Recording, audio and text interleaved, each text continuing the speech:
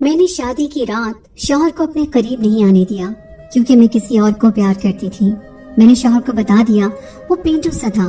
मेरी बात सुनकर उसके होश उड़ गए और वो कुछ ना बोला और जायनमाज बिछाकर ज़ारों के तार रोने लगा। मुझे उस पर जरा भी तरस न आया और मैं सो गई। एक दिन उसने मेरे हाथ में कुछ कागजात थमा दिए और कहा, इसको सुबह खोलना। सुबह जब उठी तो वो कागजात देखी तो मेरी जान निकल गई, मेरी चीखें निकल गईं, क्योंकि उसमें अपनी शादी होते ही मैं गांव में 10 घंटे बस का सफर करके पहुंची थी। दुल्हन बने रुखसत होते ही मुझे बस का सफर करना पड़ा। पूरा सफर मैंने खामोशी से किया था। गांव में अपने ससुराली घर पहुंचकर मुझे मेरे कमरे में बिठा दिया गया। मैं एक पढ़ी लिखी BA पास लड़की थी और मेरे वालिदैन ने मेरी मर्जी के खिलाफ मेरी शादी एक गांव के किसान से कर दी। मैं अपनी किस्मत पर फूट फूट कर ना रोती तो और क्या करती। मेरे दिल में कोई उमंग नहीं थी, बस अफसोस था, तकलीफ थी, आंसू थे, गम था। जब मेरा शौहर गुलाम मोहम्मद मेरे कमरे में आया तो मेरे चेहरे पर हद दर्जा नागवारी सी छा गई थी। मैंने उस पर एक उचटती नजर डालकर हटा दी। सफेद शलवार कमीज पहने, उस पर बड़ी बड़ी मूछें, बिल्कुल पेंडू सा लग रहा था। मुस्कुराने से उसकी बत्तीसी पूरी नजर आ रही थी। मेरे पास आकर बैठ गया। कुछ देर मुझे बड़ी महवियत से देखने लगा। मुझे उसका यूं देखना भी बुरा सा लग रहा था। वो मुझे एक आंख नहीं भा रहा था। मुझसे कहने लगा, मैं बहुत खुश नसीब हूँ जो मुझे तुम जैसी प्यारी और पढ़ी लिखी बीवी मिली है। मैंने उसकी बात सुनकर एक तीखी नजर उस पर डाली और कहा, और मैं बहुत बदकिस्मत हूँ जो मुझे एक जाहिल, गवार और पेंडू शौहर मिला है। मेरी बात सुनकर उसके चेहरे की रंगत बदल गई थी। कुछ वो था भी जरा सा सांवला। उसके आगे की 2 दांत भी जरा से बाहर को दिखाई देते थे। वो शायद मुझसे इस किस्म की खरी बात की तवक्को नहीं रखता था। मेरे अंदर तो पहले से जहर सा भरा हुआ था। मेरे माँ बाप ने मेरे लाख मना करने पर भी मेरे खालाजाद से मेरी शादी कर दी, जो गांव में किसान था। वालिदैन का कहना था कि लड़का शरीफ और नेक है, कमाता भी अच्छा है, तुम खुश रहोगी। लेकिन क्या खुशी का दारोमदार अच्छे, नेक और कमाऊ तक होता है? क्या मेरे दिल की खुशी कोई अहमियत नहीं रखती थी? मेरे अंदर मनफी सोचों का यलगार सब भरा पड़ा था। ऐसी जलन थी मेरे अंदर कि मेरा लहजा, मेरे लफ्ज मेरे इख्तियार में नहीं थे। मेरा जी चाह रहा था गुलाम मोहम्मद पर अपने अंदर की सारी भड़ास निकाल दूं। मेरी बात सुनकर वो मुझे हैरत से तके जा रहा था। फिर कहने लगा, क्या बात है ज़ारा, क्या खाला ने तुम्हें शादी की चीजें मर्जी से नहीं लेने दी? उसे लगा कि जैसे बचपन में मेरी वालदा मुझे मेरी पसंद से चीजें लेने के बजाय मुझ पर अपनी पसंद मुसल्लत करती थी और मैं बाद में अपना गुबार सबके साथ निकालती थी। अब भी ऐसा ही कुछ हुआ है। मैंने सख्त तेवर अपना लिए। अगर चीजों की होती तो मैं बर्दाश्त कर लेती। पहले जाकर आईने में अपनी शक्ल देखो। क्या तुम इस काबिल हो कि मैं तुम्हारे साथ जिंदगी गुजार सकूं? ना तुम्हारे पास अच्छी शक्ल सूरत है, ना ही आला तालीम। मेरे घर वालों ने मेरी जिंदगी बर्बाद कर दी है। अब बात मेरे ज़ब्त से बाहर की थी। मैं रोने लगी। वो चुप सा हो गया। उसका चेहरा बुझ सा गया था। मैंने रोते हुए कहा कि मैं किसी और से मोहब्बत करती हूँ, मैं तुम्हारे साथ नहीं रह सकती। मेरी ये बात सुनकर वो ताज्जुब से मेरे पास से उठकर खड़ा हो गया। कहने लगा, ज़ारा, ये क्या कह रही हो? होश में तो हो? मैंने कहा, इसमें हैरान होने वाली क्या बात है? जिससे मैं मोहब्बत करती हूँ वो तुमसे 1000 दर्जे अच्छा है, खूबसूरत है, पढ़ा लिखा है। ये सुनकर वो नम आंखें लिए वॉशरूम में चला गया। और ये सच था, मैं एक लड़के की मोहब्बत में मुब्तला थी जिससे मेरी दोस्ती कॉलेज आते जाते बस स्टॉप पर हुई थी। वो यूनिवर्सिटी में पढ़ता था। वहीं से पहले हमारी नजरों का तबादला हुआ, उसके बाद फोन नंबर दिया। बाकी की मोहब्बत फोन पर परवान चढ़ी थी। मैं अब भी अपनी किस्मत को रो रही थी।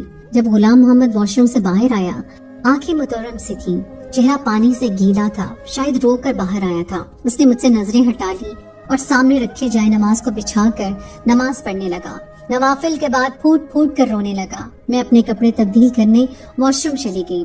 जब मैं सादा लिबास में बाहर आई तो वो जमीन पर चादर बिछाए तकिया रखे लेट चुका था। मैंने भी शुक्र किया था। मैं बेड पर लेट कर सो गई। बहुत से दिन गुजर गए। ना मैंने गुलाम अली से कोई बात की थी, ना ही उसने मुझसे।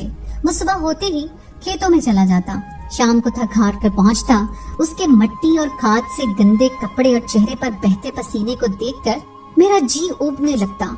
मैं उसे बड़ी हकारत से देखकर मुंह फेर लेती। मेरे चेहरे की नागवारी भांप कर वो कमरे में चला जाता। नहा धोकर वापस आता। मेरी मजबूरी थी कि सबके सामने मुझे उसके साथ खाना खाना पड़ता था। हमारे ससुराल में ये रिवाज था कि मियाँ बीवी एक प्लेट में खाना खाएं। गुलाम मोहम्मद के साथ एक प्लेट में खाना खाना भी मुझे एक बड़ी आजमाइश लगता था। चंद दिन तो मैं आधी रोटी खाकर ही उठ जाती। गुलाम मोहम्मद शायद मेरी नागवारी समझ गया था। मैं पेट भरकर खाना खा सकूं, اس لیے وہ आधी रोटी खाकर उठ जाता।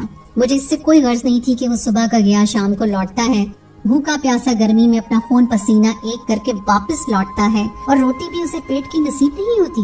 मुझे तो बस अब को मालूम हुआ कि उसे कैंसर है, वो ज्यादा दिन नहीं बच सकेगा। न जाने पिछले 6 माह से कौन सा अमल उसे खाए जा रहा था, जिसका नतीजा उसकी जान ही ले गया। मुझ पर तो गशी के दौरे पड़ने लगे थे। 2 दिन बाद मैंने कुछ होश संभाला तो एक खत मुझे मेरी सास ने दिया। कहने लगी, ज़ारा, ये गुलाम मोहम्मद के दोस्त ने दिया है। कह रहा था गुलाम मोहम्मद ने तुम्हारे नाम भेजा है। ये सुनकर मुझे हैरत का झटका लगा था। मैंने अपनी सास से कहा कि खाला, गुलाम मोहम्मद तो अनपढ़ था, फिर खत कैसे लिखा? उसने कहा।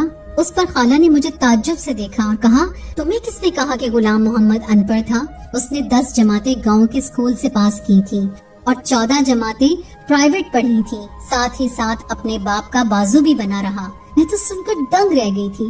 मैं शादी से पहले कभी गांव नहीं आई थी।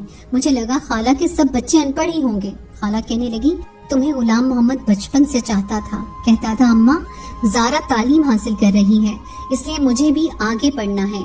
कल को जब वो मेरी बीवी बने तो उसे लोगों के सामने ये शर्मिंदगी न उठानी पड़े कि उसका शौहर अनपढ़ है, जाहिल है और गवार है। मुझ पर ये इनका शफात किसी मैंने अहद कर लिया था। आज मेरी उम्र 50 साल हो चुकी है और मैं अब भी गुलाम मोहम्मद की बेवा हूँ। मैंने अपने शौहर से मोहब्बत उसके मरने के बाद की थी, जो इस उम्र में पहुंचकर एक तनावर दरख्त की शक्ल इख्तियार कर चुकी है। उसकी मोहब्बत की जड़ें मुझे अंदर मजबूती से जड़ें पकड़ चुकी हैं। मैं बीमार रहने लगी हूँ। मुझे अब भी यही लगता है गुलाम मोहम्मद को मरे हुए बस चंद घंटे ही हुए हैं। अभी मैंने उसका खत पढ़कर रखा है। मेरे लिए मेरे अंदर की दुनिया थक सी गई है। मेरा जख्म आज भी हरा है। मेरे दुख में कभी कमी नहीं आ सकी। मेरी उन लड़कियों से गुजारिश है जो अपनी आला तालीम को सर पर सवार कर लेती हैं और अपने कम तालीम याफ्ता शौहर को हकारियत से देखती हैं कि खुदारा अपने शौहर की कदर करें। जितना मुखलिस वो आपसे है, कोई सड़क छाप आशिक नहीं हो सकता। जो शख्स आपको इज्जत से ब्याने के बजाय कोर्ट मैरिज का मशवरा दे, वो आपको बेच खाएगा। काश की ये बात मैंने पहले समझी होती तो शायद गुलाम मोहम्मद आज भी जिंदा होता। तो दोस्तों, ये थी हमारी आज की कहानी। उम्मीद है आपको आज की कहानी पसंद आई होगी। कहानी अच्छी लगे तो उसे लाइक जरूर कीजिए, दोस्तों के साथ शेयर कीजिए और अगर आपने अभी तक मेरे चैनल मेरी आवाज को सब्सक्राइब नहीं किया तो उसे सब्सक्राइब कर लीजिए और अगली कहानी तक के लिए मुझे इजाजत दें। अल्लाह हाफिज।